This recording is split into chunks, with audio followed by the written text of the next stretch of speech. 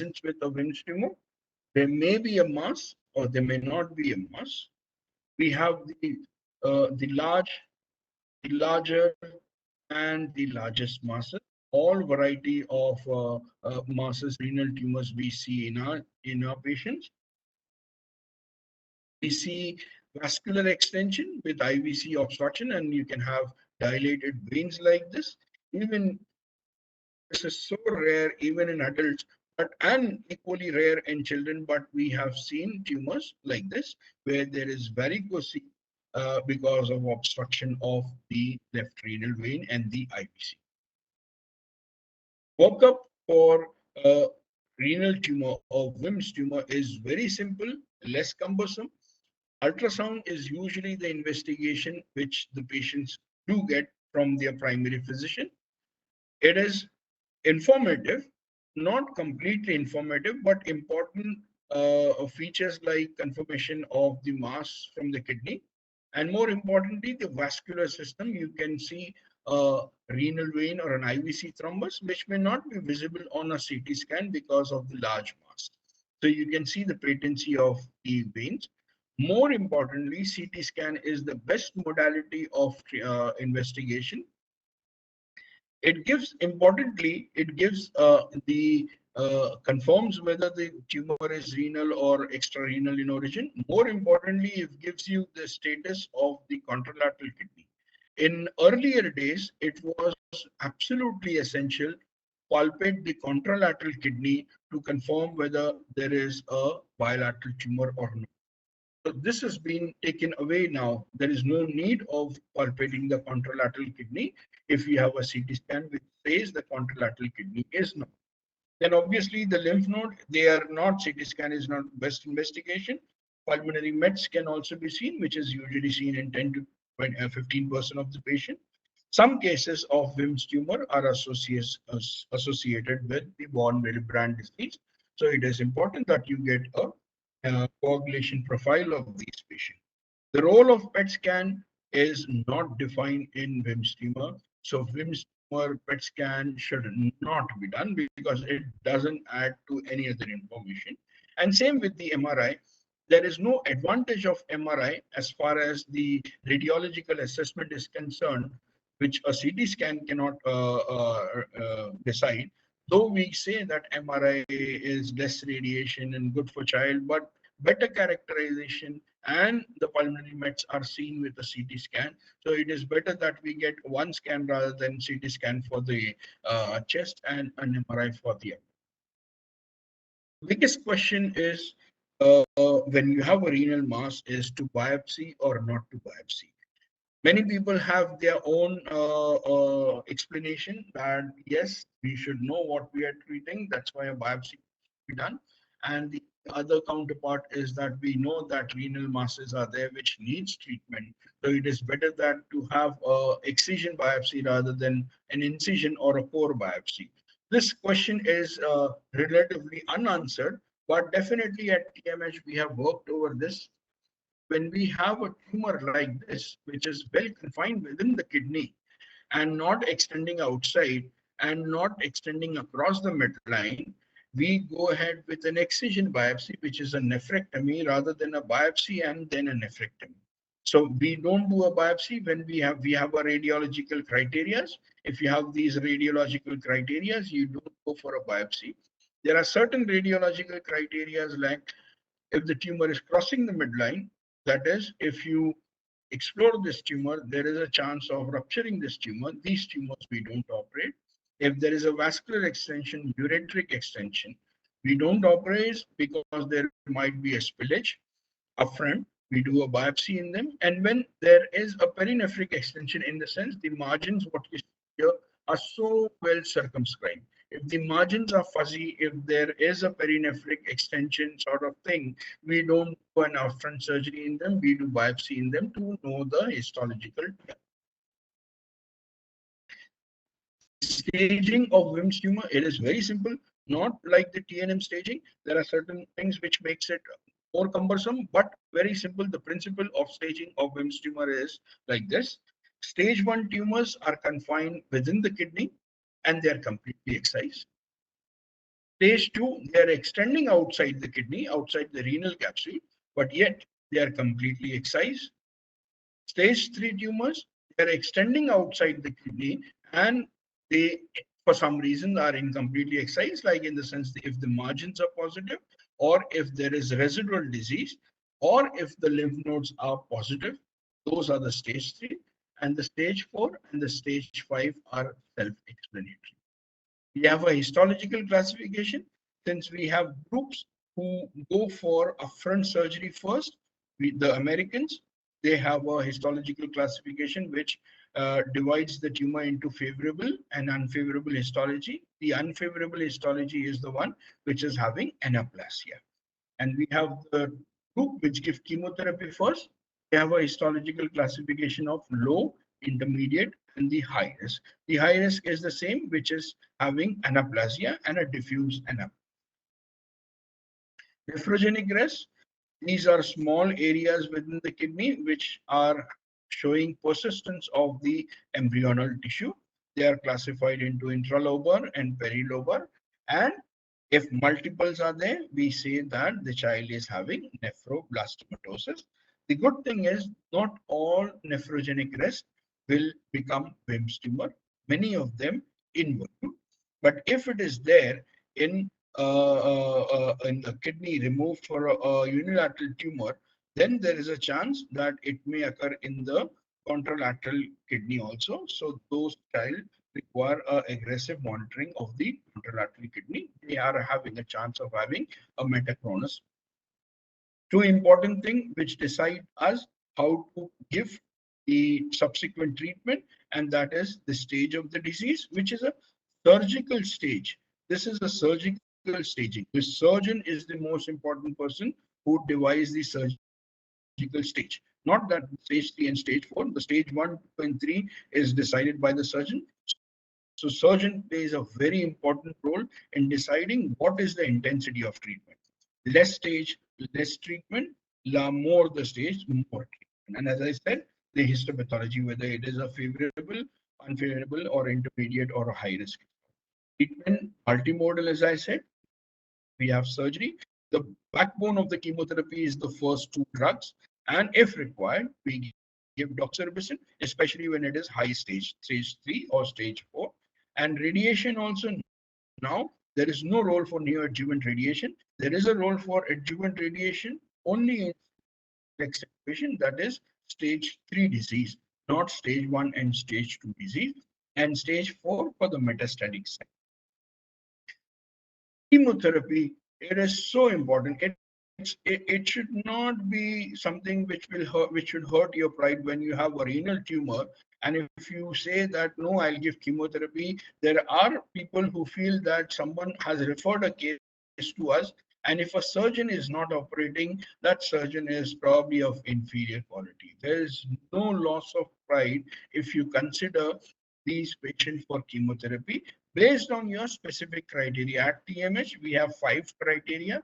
Based on those criteria, we decide giving chemotherapy and see the response from the left to right.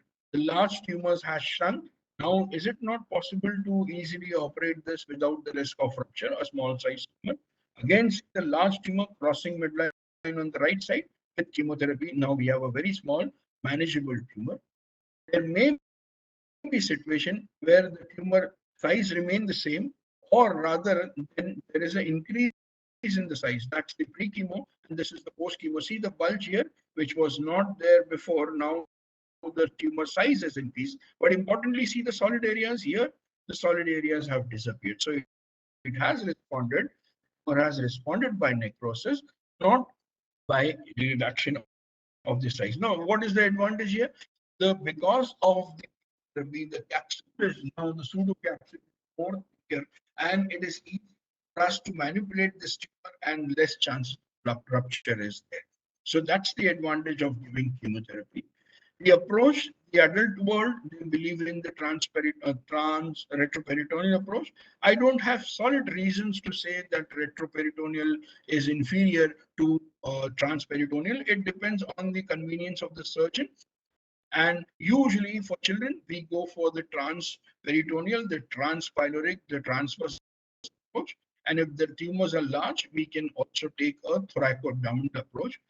No study which says one approach is better than the other, except for one study, a German study, which said that chances of rupture, complication, morbidity are higher with a retroperitoneal incision rather than a transperitoneal. But the choice is the comfort of the surgeon, whichever way he's comfortable, that way should be the best way for that particular surgeon.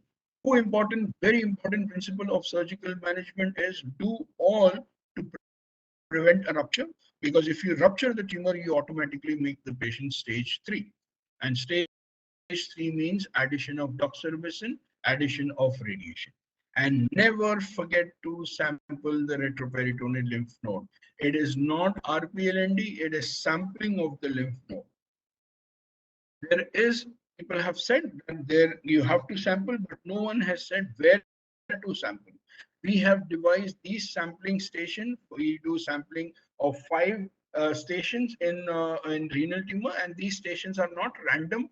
These stations are based on the lymphatic drainage of the kidney, and these for the right side, we take the paravascular, the paracaval, and the para-aortic. So we divide into suprahilar, hilar, and infrahilar, and the inter-aortic cable common to both sides, which is above the hilum and below the hilum. So 5 stations for the right, 5 stations for the left, and we have published this, and this study is now included in the NCCN guidelines for sampling of the retroperitoneal lymph node. Importantly, we found in our study that inter-aortic cable lymph nodes may be positive in 25% of the cases. So never to forget, people they just get overwhelmed with removal of the kidney that they don't do lymph node sampling. The common excuse what they give is there were no lymph node to sample, that's why we didn't sample the lymph node. But let me tell you, lymph nodes are normal structure of the retroperitoneum and they are always there. It is the surgeon's error if he always does not see lymph. Now, again, the second thing is, do we do a partial nephrectomy in WIMS tumor like we do in adults? Partial nephrectomy has a defined role for bilateral tumor, definitely. Tumors in a solitary kidney, the horseshoe kidney. For unilateral tumor, the role of partial nephrectomy is not well defined. The reason for that is, why do we do a partial nephrectomy? To prevent a renal failure in the long run. You have more nephrons remaining. But the incidence of renal failure is so low for unilateral nephrectomy that there is no added advantage of saving those particular nephrons as far as the outcomes are concerned, as far as the function of the kidney is concerned.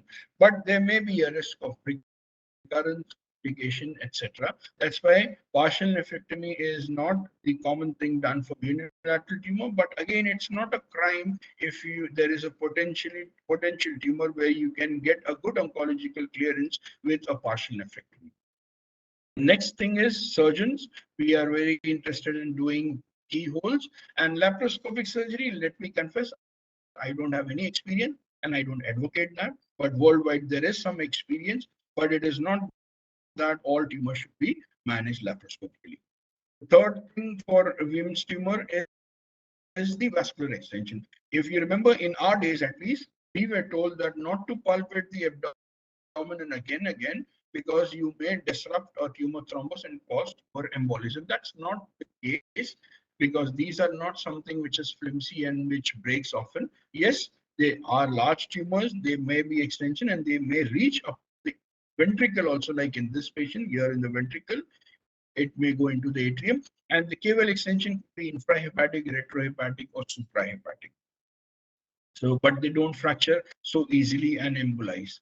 There may be, because of the obstruction, good amount of collaterals may be formed, and thrombus can either be peeping in the IVC, where you can just take control and excise it, but usually these thrombus, we give chemotherapy, and they don't just spring out like in RCC, where you just remove it like a ribbon. You have to walk to remove from the intima. They are adherent to the intima because of the chemotherapy and desmoplasia. They are not infiltrating. They are just adherent, and you need sharp and blunt dissection to separate them, and you can close it primarily. The idea is to remove the thrombus, entire thrombus in toto, without any without fracturing it. If you fracture the thrombus, you make it stage 3 disease. And if you remove the thrombus intact, and if there are no other features of stage 3, this patient can still be less than stage 3. Found that in our study that intravascular extension does not give a disadvantage to the outcomes. The outcomes are almost similar to patients without the thrombus. Hence, having a vascular thrombus is not a problem thing. They can be managed with chemotherapy. And we also found that if there is viable tumor in the thrombus, it may affect the outcome. We did not found a benefit in the outcome, but we have some reservation because most of the tumor thrombus which are viable also receive radiation. So we don't know what is the impact of viable tumor thrombus, but it's an area where further studies can be performed. Radiotherapy, I said, some tumor, only the stage 3 tumors, they require radiation, and the high risk one, they require radiation to the abdomen. The lung metastatic sites, if they persist after chemotherapy, they require radiation. Last aspect of renal is the bilateral one. They can be present simultaneously, or they can be present after removal of the contralateral kidney, the metachronous Wilms tumor. And definitely, these children are usually given chemotherapy first and followed by a nephron sparing surgery. Whatever be the size, I have realized that even large tumors can be amenable for nephron sparing surgery, and you can get away with nice margin. And there is now concept of enucleation for very large tumors where you can go ahead with it. You can either wrap the kidney or leave it open after removal of the tumor, and either you can do a complete excision, but if it is multiple lesion is there, you can do a composite resection like what we did in this chart. The first one, the rhabdoid tumors. These are sometimes called the brain metastasizing tumor of the kidney in children. Outcomes are very, very poor. We have 0% survival at years with rhabdoid tumor. Clear cell sarcoma relatively better than rhabdoid tumor, but they are called the bone metastasizing tumor of the kidney because they have a tendency to metastasize to the bone. Remember the workup stage, a workup thing which I told for Wilms tumor, only CT scan, no PET scan, no bone scan. But here in clear cell sarcoma, there is a tendency for metastasis to the bone. So you do a bone scan in these patients. The good outcomes tumors are these, and surgery is only the form of treatment for them. The CMN, the CPDN, the cystic nephroma, metanephric nephroma, etc. And we have also studied these tumors, and the outcomes for the low risk one, like the CMN, CPDN, is excellent, 100%, but worst outcomes are seen with, especially with renal Ewing's, the rhabdoid, and the clear cell sarcoma. Now, quickly moving on, because I think I should have enough time for question and answer. I'll have more of a pictorial display in the soft tissue sarcoma. Soft tissue sarcoma at Tata Memorial Hospital are the #1 tumors. They are the commonest tumor what we see. We divide the soft tissue sarcomas into histological type now, but they can occur from head to toe, like the scalp tumors. It could be a RMS or a non-RMS, tumors of the face, tumors of the neck, tumors of the deeper tissue. We say the parameningeal tumors, or parameningeal rhabdomyosarcomas, the extremity tumors, lower extremity, the trunk tumor, special sites like the perineum. We have intracavitary, intra-abdominal tumors, soft tissue sarcoma, and the intrathoracic soft tissue sarcoma. That one is the IMFT, the inflammatory myofibroblastic tumor, and this is a solitary fibrous tumor. So we divide the soft tissue sarcoma because they can occur from head to toe into two histological types, the RMS and the non-RMS. There is an age difference between the RMS. RMS is usually in children who are younger, and non-RMS in children who are a little older, common in children who are more than 10 years of age. RMS, as I said, it is the commonest tumor. A rough distribution is that 50% of soft tissue in children are RMS and 50% in non-RMS. This may be different at TMH. We are having 60% of them are RMS as compared to 40% who are non-RMS. The question which comes to our mind, this is RMS means a tumor of the skeletal muscle. But that's not the case. This is not a tumor from the skeletal muscle. These are from cells which are destined to form skeletal muscle. Because rhabdomyosarcoma can occur at places where you don't have a trace of skeletal muscle, like the urinary bladder. You don't have skeletal muscle, but you still get a rhabdomyosarcoma. This is the commonest error, and we know from a pathology day that adipocytic tumor lipoma is from fat cell, and synovial sarcoma is from the synovium. That's a little error. And we have this pathological classification. As I said, the molecular classification, the fusion negative and the fusion positive tumors. Uh, the metastatic workup for these patients. Round cell tumor, any round cell tumor, rhabdomyosarcoma is a round cell tumor. Any round cell tumor require minimum of investigations like this, which is the bone marrow assessment with a biopsy and an aspirate, bone scan, now which is being replaced by a PET scan, and a CT scan of the chest, again a PET scan status of. So RMS and Ewing sarcoma definite PET scan has become the one-stop investigation. RMS, there is a role of getting the detailed thing, because PET scan is not a complete metastatic assessment, but yes, in a busy OPD, a PET scan for RMS is also a good investigation. And lymph node, this is one of the sarcoma which metastasize the lymph node. Hence, there is a role for lymph node sampling, especially in extremity tumor and paratesticular tumor of the paratesticular tissue. We have the histological site, which are considered favorable and unfavorable. We have the histological type, which I said is being replaced, and we have a TNM staging, but different because the site is also included in the TNM staging. And then, since surgeon were the earlier one who were doing the treatment of major part of treatment of RMS, they have their own grouping system or risk stratification system. That is, if they remove the tumor completely, it is group 1 disease. If it is incompletely excised, it is group disease. And if it is margins positive, if it is grossly residual disease, then it is group B. And so much information on rhabdomyosarcoma because it's a heavily studied tumor. So we have the site, we have the histology, we have the clinical grouping, and we have the TNM staging. And plus, we know there are several sites where RMS could be there. This is too much information now. Now, everything is now summarized when we take the risk, classify these tumors based on the risk into low, intermediate, and high, and we have very good outcome with the low risk and very bad, still very bad outcome for the high risk tumors. This is how we collate all the information.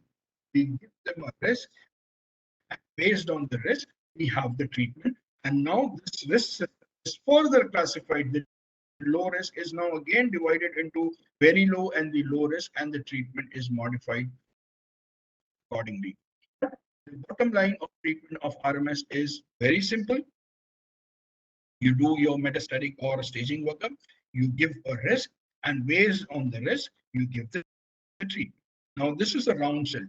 It is a systemic disease. It cannot be cured with surgery alone. So you are wrong if you say that I do the surgery and you are cured. It is a systemic disease, and chemotherapy is very important component of management of rhabdomyosarcoma. Over the years, the chemotherapy again has remained very simple, which is vincristine and actinomycin and cyclophosphamide, the WAC regime, what we call. There have been addition of ifosfamide and etoposide, VIE. There has been addition of doxorubicin also in this, but WAC has stood the time time testing, and WAC is the basic framework. Again, the WAC, very cheap medicine, but yes, there is a problem. Yeah, giving like vincristine is associated with neuropathy, actinomycin is associated with what Chiari syndrome, cyclophosphamide is associated with sterility and bladder issues. So this has to be given in a controlled environment by a pediatric. And after you give your induction chemotherapy, time for local treatment, which is either surgery, not always surgery. There are situations you may not be able to do surgery, and radiation is given in this situation. And adjuvant radiation is also having a role. So basically, low risk are treated with less chemotherapy and less mortality, and the high risk are treated with, even with the high, more chemo drug and aggressive treatment, the outcomes have remained the same. So that is an area on like work in progress only. The intermediate risk area is where we have modified the VAC, the BIE, and the organ preservation surgery, brachytherapy, etc. That's how the RMS is being treated. In non-rhabdomyosarcoma, this is not one single entity. There are several histological types. More than 100 histological types are available. There are certain tumors which are very common in children, but because the number is so huge, the WHO has classified the non-RMS into benign, intermediate, which are locally aggressive, and intermediate, which rarely metastasize, and the malignant one. Out of the many one, these are the commonest tumor what we have or we see in children, the synovial sarcoma and the infantile sarcoma. The new kid on the block is the DSRCT. DSRCT is desmoplastic small round cell tumor. It loves the peritoneal the serosal surfaces. So usually it is in the abdomen, and it is usually widespread. We have a molecular, some of the tumors have molecular signature which can be exploited in case of a diagnostic dilemma. There is no prognostic implication though of these tumors. As we know, there is no cause. Certain association is there for the non-rhabdoid tumor. And since this is a non-round cell tumor, you don't need an extensive metastatic workup. You just need to have pulmonary metastasis assessment and the lymph node. The only other sarcomas which have a tendency for lymph node metastasis, in those situations, you need lymph node assessment. Primarily, it is the synovial sarcoma, the epithelioid, and the clear cell sarcoma. And there is a concept of sentinel lymph node biopsy in particular histological type. PNM staging is there for these tumors. A grading is added to this to further improve the staging assessment. And the treatment, most of the non-rhabdoid tumors are chemo resistant. Hence, the treatment is surgical in these tumors. And the idea or the principle of treatment is to have a complete resection. And it should be the conventional teaching is it should be like a margin in 5 centimeter or 2 centimeter, but there is no concept of quantitative margin. It has to be a qualitative margin, which should be tumor free.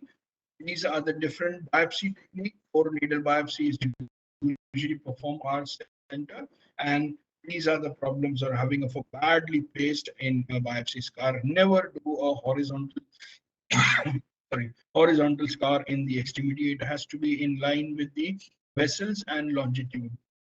Again, example of badly placed scar. Worst example of a badly placed scar with the drain site, and a simple procedure is now complicated because we require a good coverage. Now, how to assess, to remove, how much to remove? We use the simple concept, the visible go beyond the visible and the palpable limit of the tumor. And the good idea is that never to see the tumor. The tumor should always be covered with normal tissue, like a concealed tumor. And that's how we say. The example of how deep we should go. Upper image here, you can see the tumor is abutting the femur, not infiltrating. The periosteum is intact. Here we go till the femur, and we have taken an area of the periosteum where you have intervening tissue. Here you need not go to the femur and take a periosteal stripping. You can keep some tissue there. And it's very simple to label the margins as the short superior with short thread or single thread, and long lateral or double thread. And the lymph node sampling, as I said, paratesticular RMS, just a point about paratesticular RMS. If the child is more than 10 years of age, irrespective of whether the lymph nodes are on the CT scan or not, you have to sample the retroperitoneal lymph node. But if a child is less than 10 years of age, and no lymph node radiologically, it's okay if you sample the retroperitoneal lymph node. And this is an example where we have utilized brachytherapy for giving radiation. The other concept is vascular extension. This is an infant in which the femoral vessels were completely encased. You can see here, given chemotherapy still encased, the treatment is amputation, but we managed to save the limb. The problem was with the vascular graft. The vessel size was 3 mm and the graft, smallest graft is 6 mm. So here we replaced the vessel with the saphenous vein, not of the patient, but of the patient's father. So we have taken the venous graft from the father and saved the limb.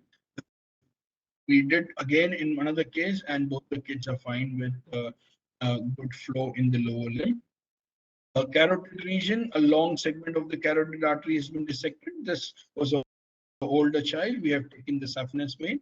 A small segment when removed, we have taken a small segment of the saphenous vein. Next thing is nerve encasement. And in this situation, you can sacrifice the nerve. There is a role for cable grafting, but the outcomes of cable grafting are not that great. But if the tumor is coming from the nerve, there is no other possibility of saving the nerve. It will be saving the tumor rather than the nerve. Size usually does not matter. You should define or see the radiological extent yourself rather than reporting by the radiologist. And it may still be possible them if vessels and nerves could be saved. This patient required neurotomesis, where the anterior tibia nerve was re-implanted in the muscle, and the child is very well. This was a case of an MPNST in a small child. Again, you don't need to do a ray amputation if the bone is fine. You can take the periosteum of the bone and you can get it.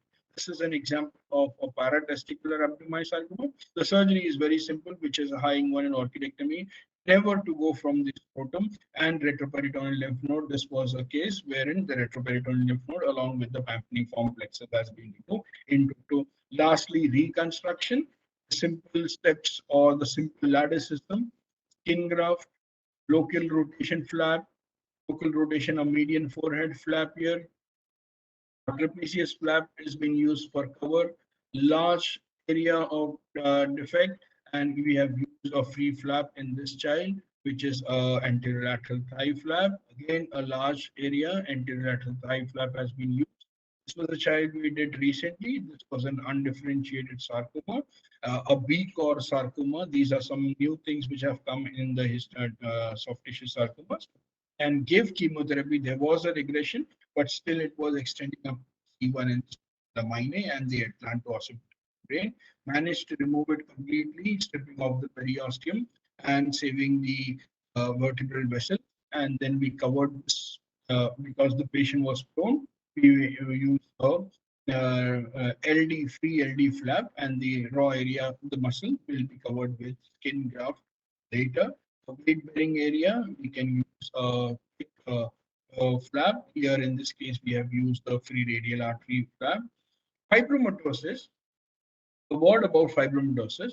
It has become now a medical disease rather than a surgical disease, because usually fibromatosis after surgery do recur, and the recurrence is more than 70% of the time. So these children can be managed with metronomic chemotherapy, which does not make the tumor disappear, but can make the tumor stable.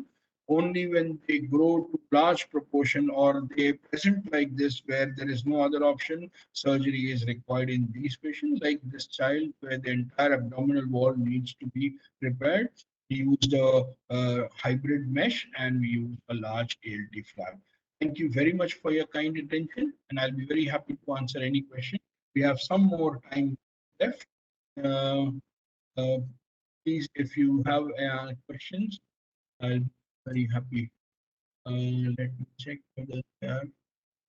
Yeah, thank you, Qureshi. That's a fantastic talk. I understand. In a short time, it's very difficult to summarize the whole thing. There are certain things which before the student would start. Dear students, you can put the questions both in chat box as well as Q&A. I just wanted certain thing about hepatoblastoma.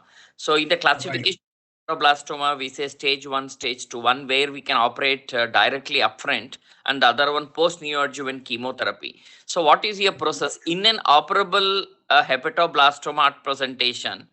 Operating them after chemo versus operating directly. What is your concept, and what is the points you want to share with us? Okay. So hepatoblastoma, uh, none of the hepatoblastoma can be treated by surgery alone. There is only one situation where you do a surgery for a small tumor, and if it turns out to be a fetal histology, chemotherapy can be avoided. So chemotherapy for all, roughly. When you are going to give chemotherapy for all, there is no point in going ahead with upfront surgery, be it a small tumor. Very small tumor, it is different, but we don't see those very small tumors like a left lateral sectorectomy can be done. So most of the hepatoblastoma are large. Even if they are okay borderline, it is always better that we give chemotherapy. As I said, the risk stratification system for most of the pediatric tumor, there is a well-defined risk stratification for hepatoblastoma also. So in hepatoblastoma, the liver is divided into 8 quadrants, like the Punot segment only. And based on the number of quadrant or number of segment involved, we have the pretext stage. Text is the pre-treatment extent of the disease. So we have pretext 1, 3, and 4. 4 where all sectors are involved, and 1 where only one sector, and so on and so forth is involved, and without any annotation. Annotation means portal vein or hepatic vein, and all those things are not there. So in these situations, we classify the tumor as standard risk and the high risk. So in standard risk, only drug which is required is single agent cisplatin. Single agent cisplatin, you give 3 courses at 15 days interval. There is tumor shrinkage, beautiful shrinkage is there, and you can go ahead with surgery. For a high risk tumors, we give something called as the superplado. Initially, in earlier days, it used to be cisplatin and doxorubicin. Now, doxorubicin causes, cisplatin causes ototoxicity. That is replaced with carboplatin, or we alternate with carboplatin. That's why it is called superplado. The oxorubicin backbone is there, and cisplat and alternating with carboplatin. So to answer to your question is, when the chemotherapy is so simple and the chemotherapy is to be done in all patients, it is better that we give chemotherapy first, because it is only going to help, not going to cause harm. And then you can decide your shrinkage. Based on your shrinkage, you can decide whether you require a conventional hemihepatectomy or you require an extended resection. So hepatoblastoma, Fantastic. chemotherapy first in most of. Fantastic. And also, dear students, mark this point. There are only 1 or 2 instances in the entire oncology where a single agent chemo can give you a cure. This is one where Professor Qureshi told, and the second one is gestational trophoblastic disease in a very early germ cell single agent methotrexate. Otherwise, they can cure. Single agent can cure. Otherwise, you normally need polychemo. And also, as it is told in hepatoblastoma, if you start chemo, you get good time to reassess the disease, the biology, and also the nutritional status of the child can be improved. That's a fantastic question. Sir, there is one question from Alagu Ganesh Sundarajan. Can you please enlist the criteria for indication for neoadjuvant chemo for WILMS? It has been covered, but I always give free hand to students. I understand that these are the questions they keep getting, and then it's an open forum where they can meet a leader like you. So sorry for repetition, but if you can. I'll be very happy to answer that. So we have at Tata Hospital have these criteria. We call the SMART approach. We did a study which was the customized approach for renal tumor. It spells at CMART. We call it the SMART approach. So it is not the surgeon here who decide that this is resectable and this is not resectable, because different surgeon may have a different view. Something which is operable to one may not be operable to the other surgeon, and vice versa. So herein we have reproducible radiological criteria, which even if the surgeon is not there, can be seen by the medical oncologist. Even your trainees can say, okay, these criteria are there, so this patient should be not be subjected to upfront surgery. He should be given chemotherapy and so on. So these radiological criteria, what we have in Tata is, first, the tumor is large enough and it is crossing the midline. I cannot give you a magic number that 10 centimeter or 15 centimeter, because a 10 centimeter tumor in a 5-year-old will be relatively small, and same 10 centimeter tumor in a 6-month-old will be relatively big. So we have taken the anatomic confines, that is the tumor filling the abdominal cavity and spilling from one abdominal half to the other half, that is crossing the midline. What is the problem with them? The problem is that there is a chance of rupture in these tumors. So you don't go ahead with upfront surgery. So tumor crossing the midline. A vascular thrombus, be it renal vein, IVC, or retrohepatic, any other thing, or a ureteric thrombus. The problem, what is the problem here? When you're trying to extract these thrombus, the chemotherapy has not been received, the tumor is still fleshy, and when you are opening doing the thrombectomy, sorry, you can cause spillage. Spillage is equal to stage 3 disease. Why do you want to give that? So third, and if there are extensive lymph nodes seen, and when you suspect that lymph nodes are maybe incompletely removed, why do you want to remove a disease incompletely? Don't give upfront surgery to them.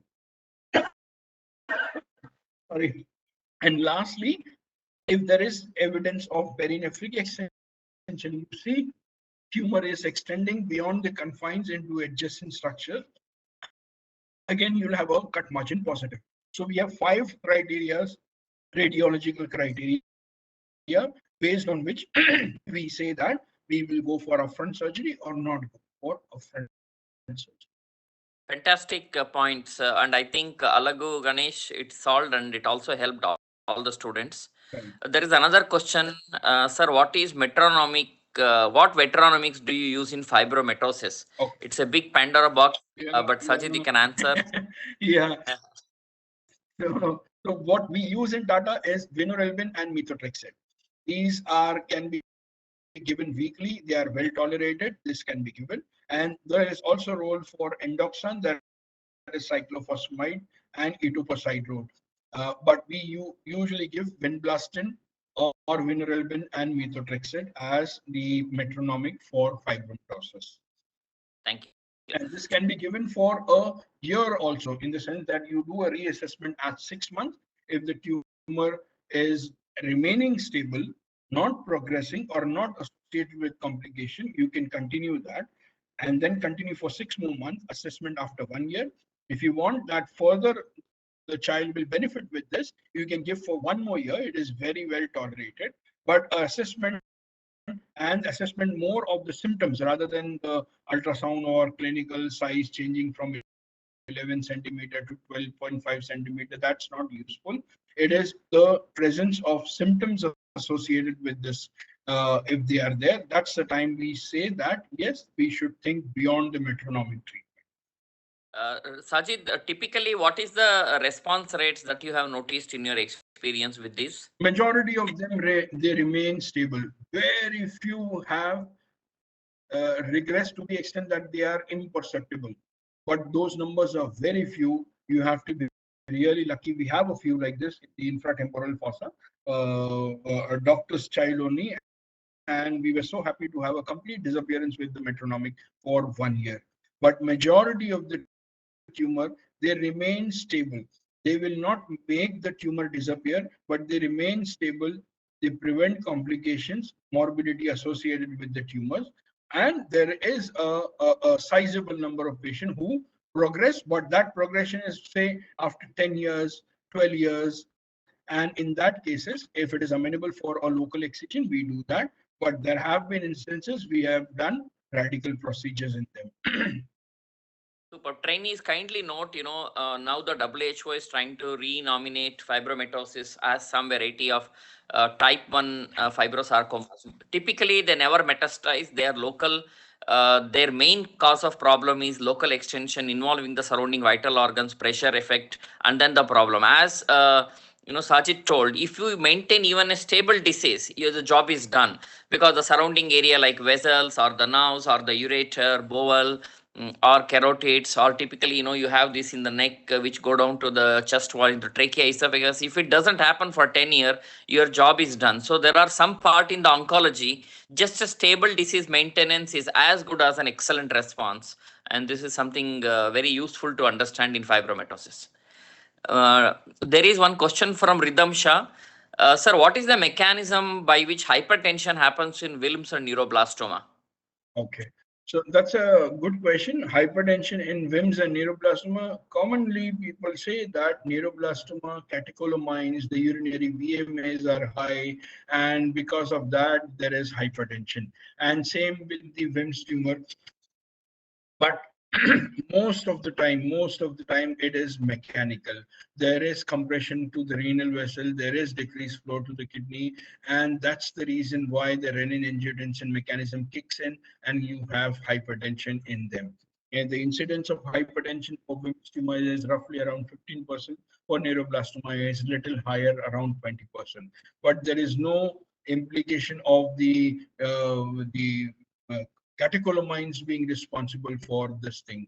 There may be some outliers, but usually it is a mechanical obstruction, reduction in the blood flow to the kidney, which is responsible for the renin-angiotensin mechanism to kick in.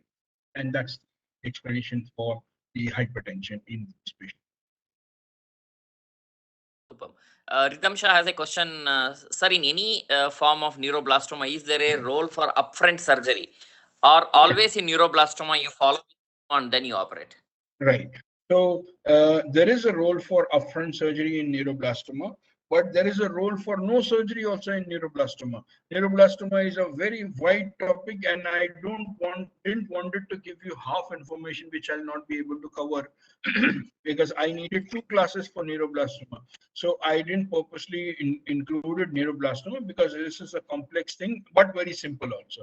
So in neuroblastoma, if you have tumors which are asymptomatic in children, which are localized, which are small, there is a chance that you may not do anything, even not do a biopsy. That is only for infants who are having a tumor volume of 60 ml.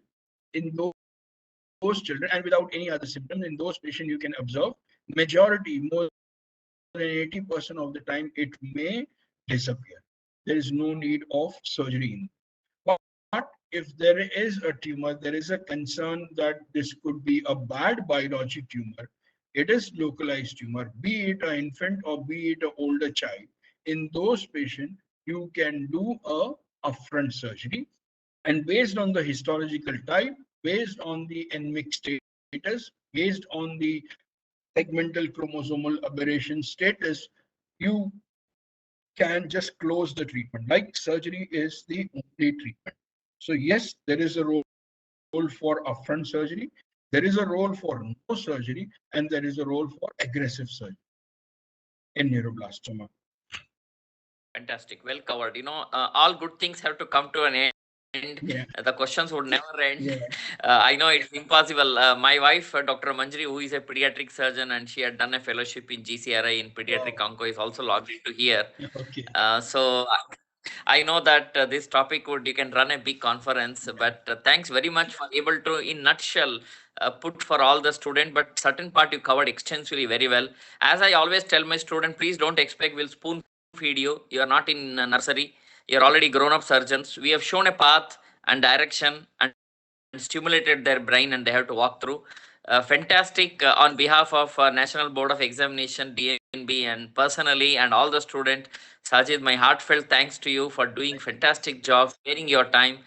We are grateful to you for this endeavor in helping students and its education. Thank you very much. Lovely, Thank you. lovely talk. Thank you Thank you. very much. Thank you. Over to Bye. Thank you very much, Professor Dr. Sajid Qureshi, for the presentation, and thank you very much, Professor Dr. Somashekar, for joining us. And thank you, trainees and faculty members, for joining us. Thank you.